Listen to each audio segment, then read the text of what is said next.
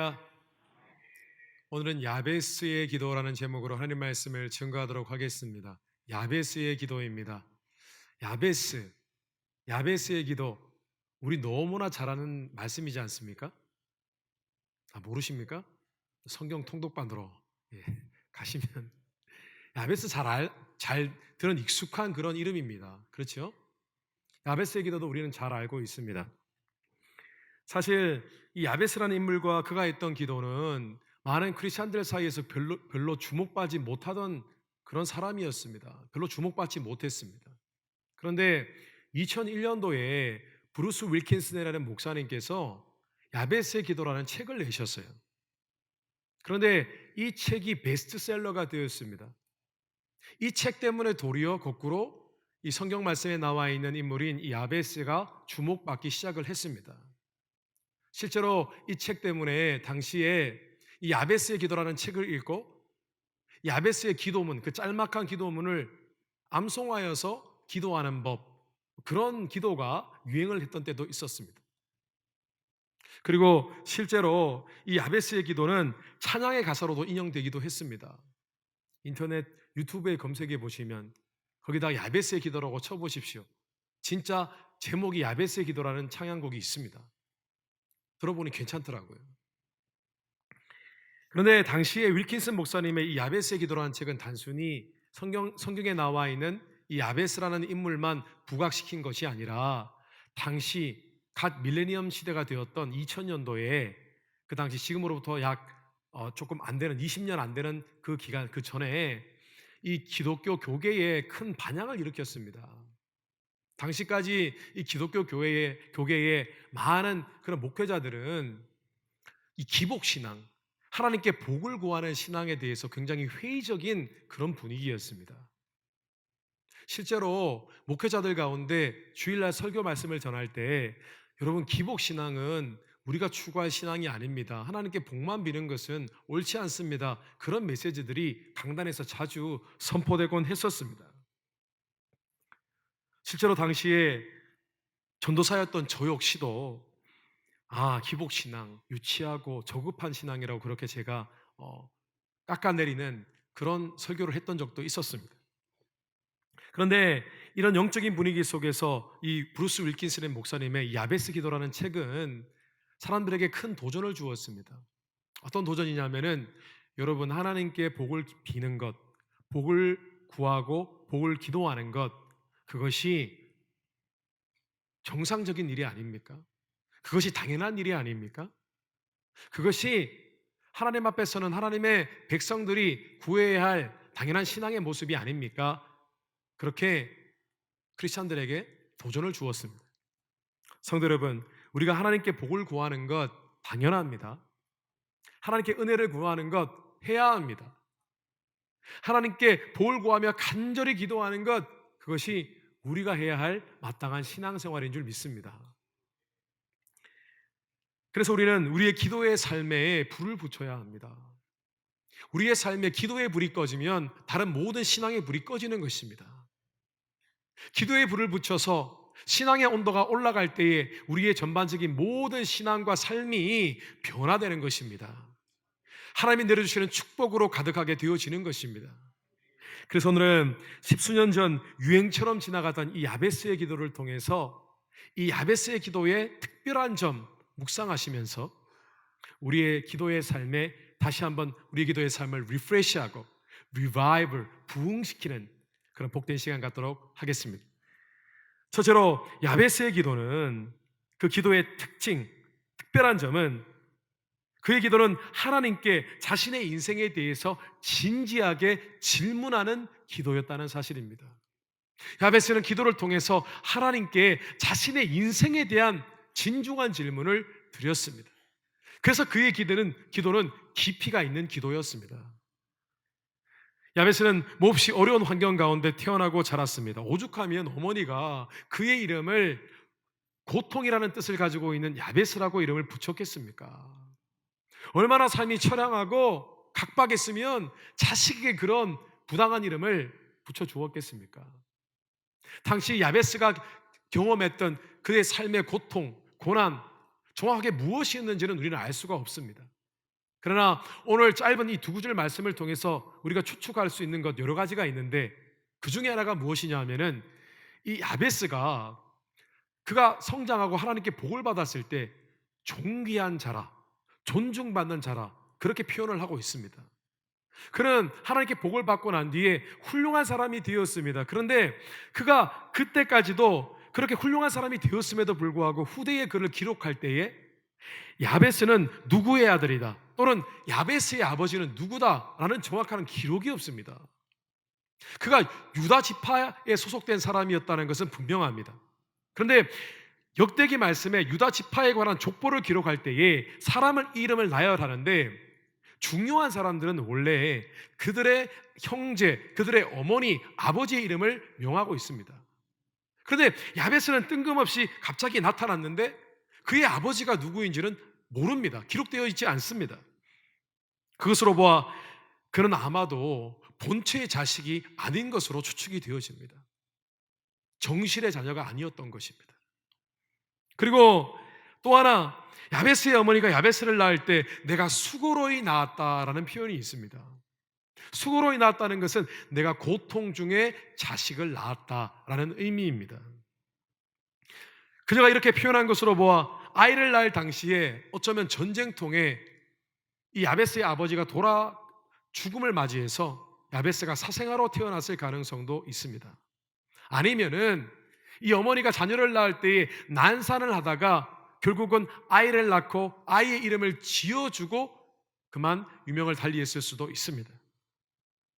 또 하나의 가능성은 제가 앞서 말씀드린 그 많은 추측들, 야베스의 인생에 대한 그 가능성들, 그것을 모두 종합한 것이 야베스의 고통스러운 삶이었는지도 모르겠습니다.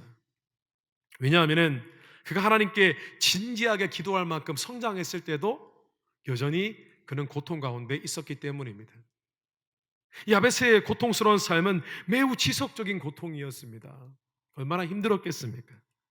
그런데 야베스는 고통스러운 현실을 마주하면서 그저 현실을 받아들이고 현실에 순응하고 그렇게 적당히 살아가는 그런 수동적인 사람이 아니었습니다. 그는 능동적인 사람이었습니다. 그는 자신의 삶에 대해서, 자신의 인생에 대해서 돌아보고 고민하고 묵상하고 하나님께 자신의 삶을 내어놓고 질문하는, 물어드리는 그런 삶을 살았던 능동적인 사람이었습니다. 오늘 10절 말씀에 그가 한 기도 가운데 후반부의 기도가 있습니다. 나로 환난을 벗어나 내게 근심이 없게 하옵소서 하였더니. 성도 여러분, 이 짤막한 기도문, 간결한 기도문, 그저 단순하게 하나님 저의 어려운 삶을 도와주십시오, 그런 기도 같아 보이지만은 사실은 이 짤막하고 간결한 기도문에는 깊은 야베스의 심정이 담겨 있습니다. 오늘 야베스가 고백했던 이 기도문, 사실 다른 구약 성경에 나와 있는 그런 다른 많은 성경의 인물들이 남겼던 그 기도문들과는 현격한 차이가 있습니다. 하나님께 자신의 심정을 고백하고 하는 기도들 가운데 이 시편 기자들의 기도문은 정말 대단한 기도문들입니다. 주로 그들의 기도문은 이랬습니다. 여호와여 구하옵나니 이제 구원하소서. 여호와 우리가 구하옵나니 이제 형통하게 하소서. 그냥 하나님 구원해 주세요. 형통하게 해주세요. 하나님 하나님 저들을 멸망시켜 주세요. 저 에너미 적들로부터 저를 구원해 주세요. 그런 기도들이었습니다. 그런데 오늘 야베스의 기도는 원어 성경을 토대로 하면 이런 내용입니다. 하나님, 이제 고난과 역경을 끝내 주십시오. 더 이상 슬프지 않게 해 주십시오. 굉장히 단호하지 않습니까? 하나님, 제게 삶에 고통이 있는데 고통을 종식시켜 주십시오. 원어 성경을 보면요, accomplish라고 되어 있습니다. 어떤 일을 성취하다인데 이런 표현을, 내 고통을 완결시켜 달라는 뜻입니다. 고통을 완성시키고 더 이상 고통이 없는 인생을 살게 해달라는 것입니다. 우리가 보통 기도할 때 그냥 기도 제목을 나열합니다. 얼렁뚱땅하면 하나님 도와주세요, 이렇게 되게 해주세요, 저렇게 되게 해주세요 기도합니다. 그런데 야베스의 기도는 그렇지 않았습니다. 하나님, 고통을 종식시켜 주십시오. 그리고 하나님, 제게 더 이상 슬픔이 없었으면 합니다. 그렇게 기도한 것입니다. 성도 여러분, 이 짤막하면서도 간결한 기도가 나오기까지 그가 자신의 험난한 인생에 대해서 얼마나 고민하고 묵상했겠습니까? 그리고 자신에게 하나님께 얼마나 많은, 수없이 많은 질문들을 했겠습니까? 하나님, 아무리 생각해도 이건 아닌 것 같습니다. 제 인생 가운데 한 번도 진짜 행복했던 적이 없었습니다. 하나님, 이게 정말 사람에게 주신 인생이란 말입니까? 정말 이런 인생을 주신다면 왜 저를 태어나게 하셨습니까? 하나님, 정말 더 나은 삶은 없는 것인가요? 이게 삶의 전부인가요? 그런 질문을 하며 기도했을 것입니다. 그런데 이것이 전부가 아니었을 것입니다. 하나님, 인생이 도대체 무엇인가요? 하나님, 의미 있는 인생은 무엇이고 가치 있는 인생은 무엇인가요? 이런 인생 본연의 질문을 했을 것입니다. 하나님, 저는 이제 평범하게 살기 싫습니다. 이렇게 살고 싶지 않습니다.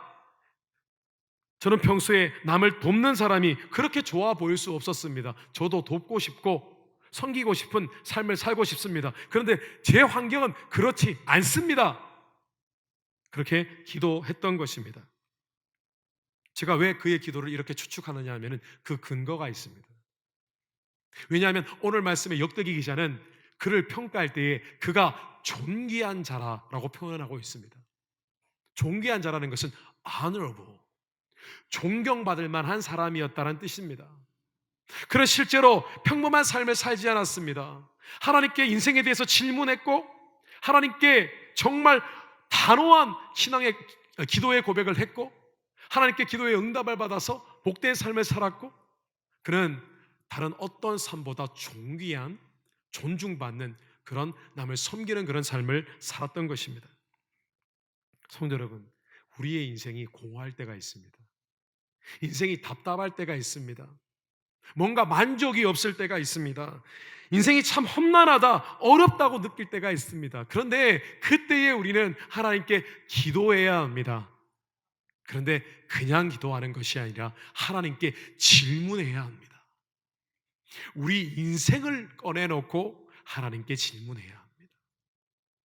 단순히 하나님, 더 나은 인생, better life, 더 나은 인생을 살게 해주십시오 라고 기도할 뿐만 아니라 그 기도에서 하나님, 우리 인생의 진짜 meaningful한 life는 무엇입니까?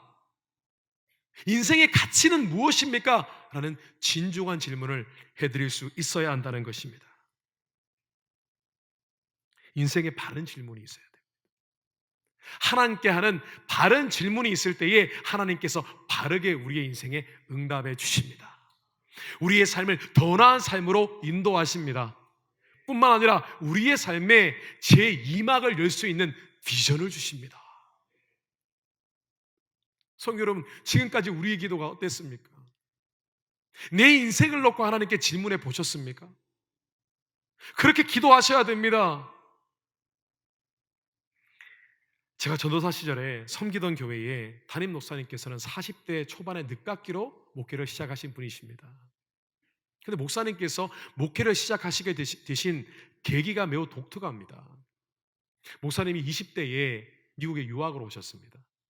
공부를 하고 마치고 열심히 직장 생활을 하고 비즈니스를 열어서 그렇게 열심히 이민 생활을 했습니다.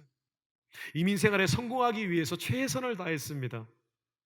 그런데 만만치가 않았습니다. 이민 생활이 어렵습니다. 외로웠습니다. 그런데 감사한 것은 자신을 친구처럼 대하고 형제처럼 대해주는 그런 매형이 있어서 그 어려운 이민 생활을 쉽게 해나갈 수 있게 되었습니다. 어렵지만은 기뻤습니다. 매형이 늘 위로해주고 함께 대화하고 함께 여행도 가고 참 좋은 시간을 보냈습니다.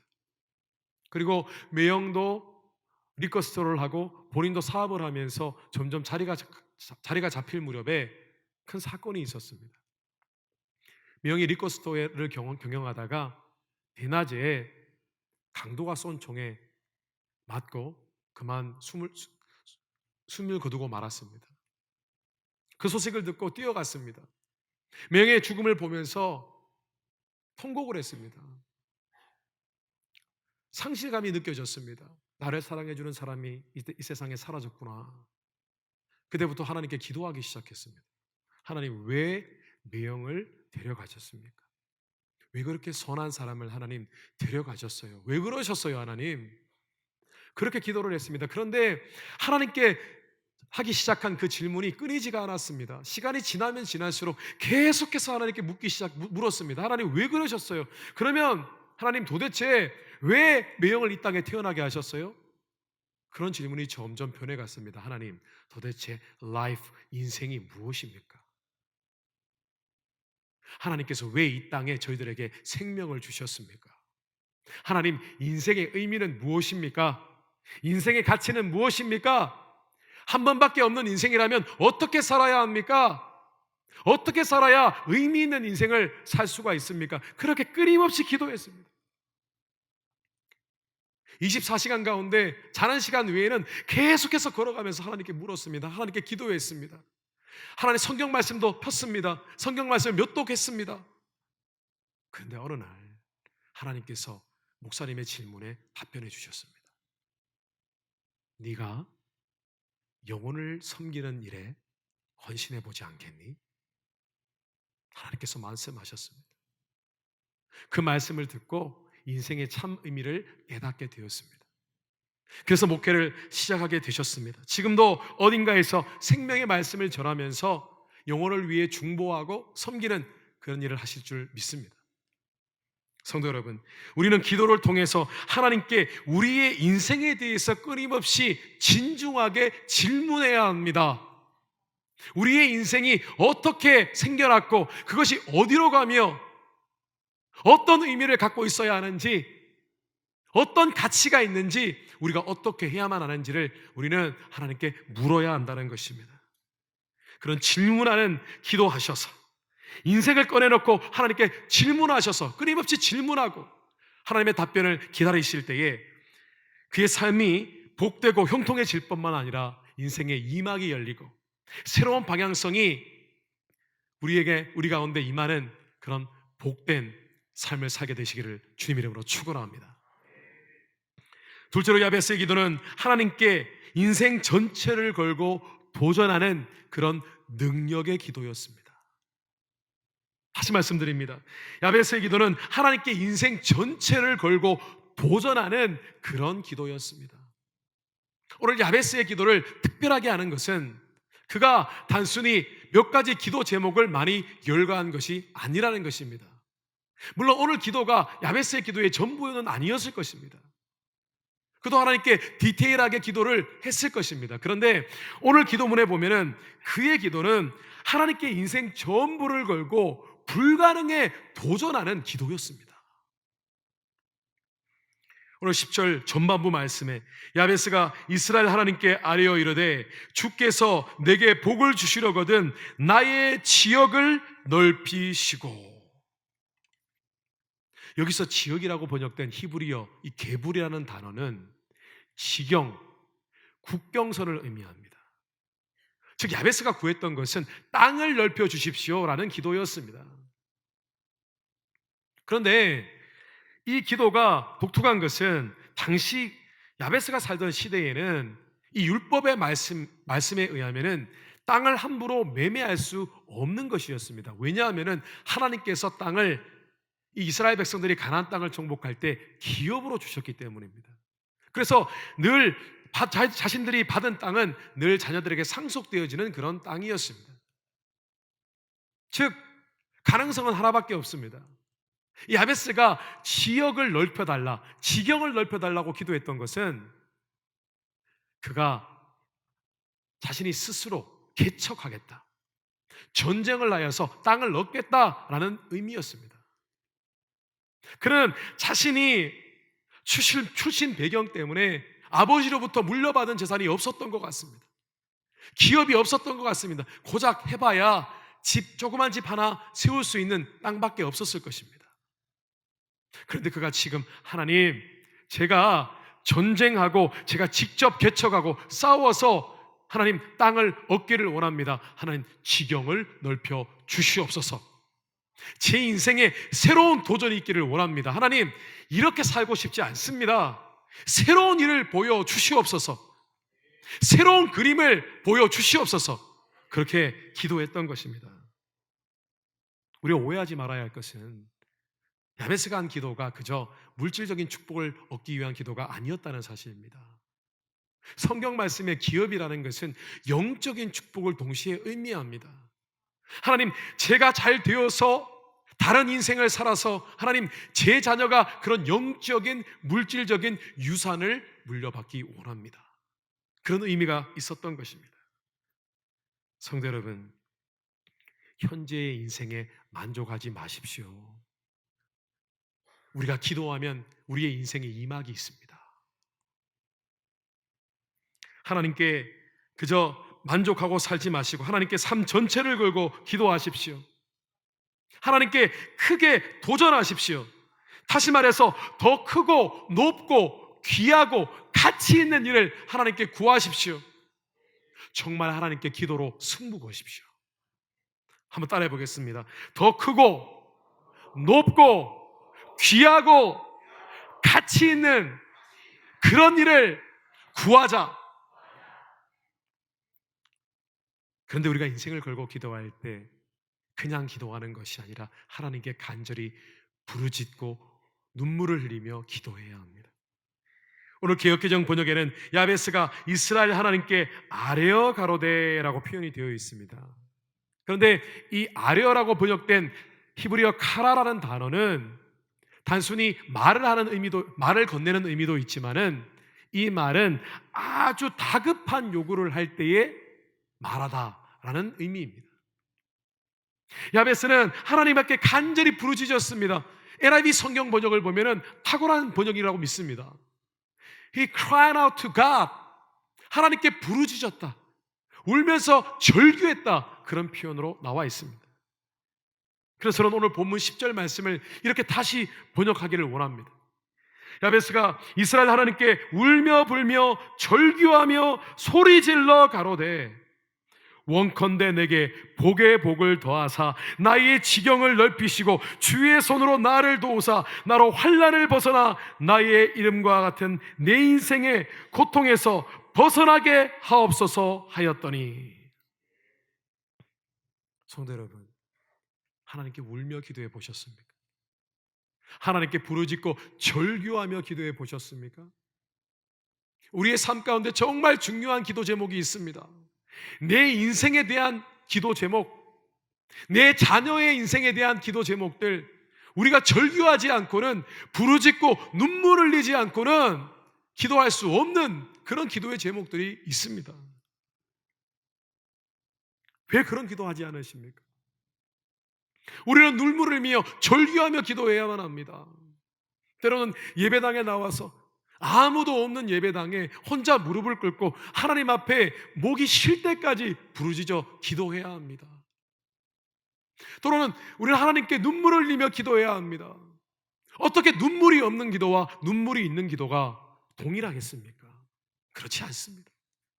마음이 동하면 눈물을 흘리게 되어져 있고, 눈물을 흘리게 되어지면 하나님께서는 그의 심정을 이해하시고 그 심정을 안타까이 여기시는 것입니다. 긍휼의 마음을 부어주시는 것입니다. 눈물이 나지 않으십니까? 기도가 식었습니까?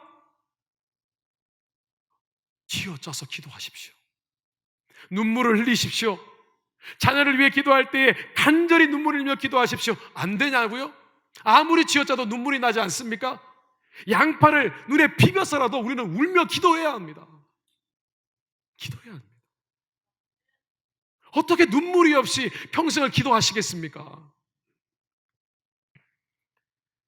십수년 전에 섬기던 교회에 자주 제게 기도를 부탁하는 그런 권사님이 계셨습니다. 하루가 멀다 하고 제게 찾아와서 기도를 부탁하셨습니다. 그런데 그 권사님께서 기도하시는 그 하나의 기도 제목은 바로 손자를 위한 기도였습니다. 당시에 그 손자는 주니어 하이, 중학생이었습니다. 그런데 하도 권사님께서 기도 요청을 많이 하셔서 아직도 그 이름을 잊어버릴 수가 없습니다. 티모티입니다. 권사님 늘 오셔서 목사님 우리 티모티 귀에 완전히 지금도 갑자기 그 소리가 들리는 것 같아요. 같이 기도했습니다. 그런데 권사님께서 이 손주를 위해서 간절히 기도하실 수밖에 없는 이유가 있었습니다. 티모티가 사는 환경이 정말 어려웠습니다. 야베스와 같은 그런 인생이었던 것 같습니다. 이 티모티가 어릴 때 이미 부모님께서 별거하시고 결국 이혼하셨습니다. 그런데 이 티모티가 어머니하고 함께 살았는데 이 어머니가 지병이 있으셨습니다. 어떤 지병이 있었냐면은 심장이 문제가 있어서 수시로 기절을 하고 나셨습니다. 길을 걸어가다가 갑자기 쓰러지시고 인물저실움에 들어가시고 그런 일들이 매우 자주 있었습니다. 그래서 이 티모티가 이 직장 하나 변변한 직장 하나 구하지 못하는 어머니와 함께 살면서 때로는 밥도 굶고 차가 없어서 어머니가 운전을 하실 수가 없는 거예요. 차도 없고 그래서 교회에 갈 때 어떨 때는 40분, 50분, 1시간씩 걸어가고 학교 갈 때도 30분, 40분 걸어가는 것은 일상적인 삶이었습니다. 얼마나 힘들었겠습니까? 그런데 티모티는 참 착한 아이였습니다. 할머니하고 전화하면은 늘 할머니에게 할머니 나 괜찮아요. 티모티 너 힘들어 괜찮아? 할머니 저 괜찮아요. 오늘 밥 먹었어요. 걱정하지 마세요. 그런 착한 아이였습니다. 그런데 권사님은 도와주고 싶어도 도와주실 수가 없었습니다. 권사님의 삶도 넉넉하지가 않았습니다. 노인 아파트에 사시면서 정부에서 나오는 그런 보조금으로 생활을 하시고 그것도 억지로 아껴서 돈을 모아서 자녀에게 보내주시곤 했었습니다. 그리고 사는 것도 달랐습니다. 먼 타주의 티모티와 어머니가 살고 있었습니다. 그런데 권사님께서 이 손주를 위해서 기도하는 그 모습은 아직도 제 뇌리에서 잊혀지지가 않습니다. 이렇게 기도하는 겁니다. 같이 기도할 때 권사님도 함께 기도하셨습니다. 하나님, 티모티는 안 됩니다. 하나님을 티모티에게 올려드립니다. 하나님, 티모티의 인생이 그렇게 되어져서는 안 됩니다. 그 인생 그렇게 살아서는 안 됩니다. 하나님, 티모티에게 사람을 붙여주시고 좋은 목회자도 붙여주셔서 티모티가 도움받게 하시고 다른 인생 살게 하여 주시옵소서. 부모님이 사는 어려운 인생 살지 아니하고 정말 변화된 삶, 더 나은 삶, 가치 있는 삶 살게 해 주십시오. 그렇게 기도하셨습니다. 티모티란 말만 나오면 흐느끼셨습니다. 티모티만 나오면 꺼이 우셨습니다. 그런데 그 권사님의 모습, 그 모습은 마치 자녀를 기도의 제단 위에 올려놓고 자신의 목숨을 거는 모습이었습니다.